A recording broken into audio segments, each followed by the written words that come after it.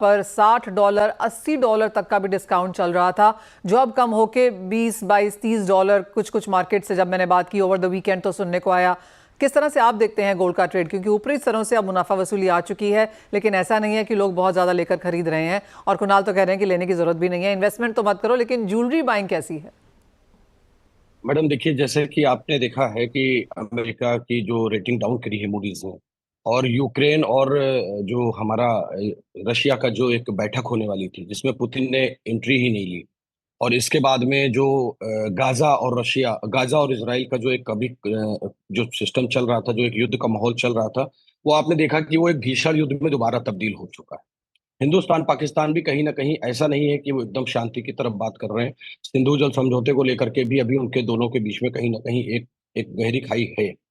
इन सारी चीजों को लेकर के अगर हम देखिए, अगर हम लोकल में एक एक कस्टमर के मन की स्थिति के हिसाब से अगर हम बात करें, तो उसके हिसाब से उसको वेट करना चाहिए, लेना चाहिए, क्योंकि गिरते बाजार में हमेशा आदमी वेट करता है। लेकिन अगर हम वैश्विक सिनेरियो से, अगर हम उस दृष्टि से बात करते हैं, तो हम सभी को एक एक इस तरीके से अपने कस्टमर्स को हमें चिताना पड़ेगा, उसको बताना पड़ेगा कि भविष्य में इस हिसाब से सोना अभी डाउन होने वाला नहीं है। मैं बिल्कुल भी इस बात से सहमत नहीं हूँ। मुझे यहाँ पर सोना तेजी में दिख रहा है।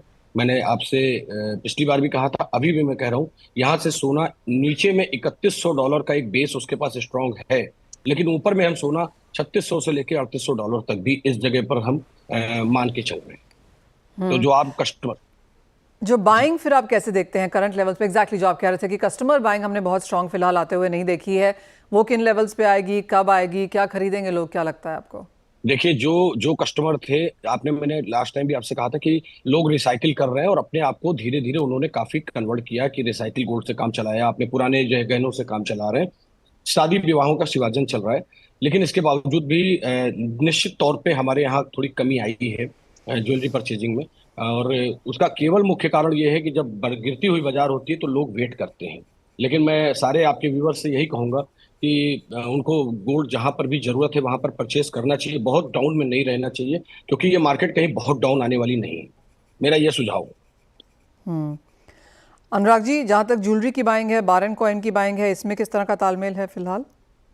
मैडम देखिए, आज की तारीख में जो एक ऐसा इन्वेस्टर जो चाहता है कि भविष्य को देख करके चल रहा है, वो तो जा रहा है क्वाइंस में। लेकिन जो एक नॉर्मल हमारा जो कस्टमर है, वो आज भी जो जो ज्वेलरी की तरफ ही उसका रुझान है, और वो ज्वेलरी को ही अपना प्रमुख मानता है, क्योंकि उसको लगता है कि ज्वेलरी से हमारा श्रृंगार भी हो रहा है और हमारा इन्वेस्टमेंट भी हो रहा है। तो ज्वेलरी वेल की बाइंग एब्सोल्युटली। पे ही ज्यादा फोकस इंडियन बाइंग अगर हम देखें तो पिछले कई सालों में लगातार 60-65% है। जो भी गोल्ड की बाइंग जी होती है वो ज्वेलरी के तौर पर होती जी है, और वो जी शायद हम चेंज होता हुआ यहाँ पर नहीं देख रहे हैं। जी अनुराग जी, बहुत शुक्रिया साथ जुड़ने के लिए। क्लियरली जैसे आपने कहा कि ज्वेलरी की buying as of now slow है, लेकिन प्राइसेस 3100-3600 के बीच में रहेंगे। एंड आगे जाके जो वेडिंग सीजन की डिमांड है वो हम बाजार में लौटता हुआ देखेंगे।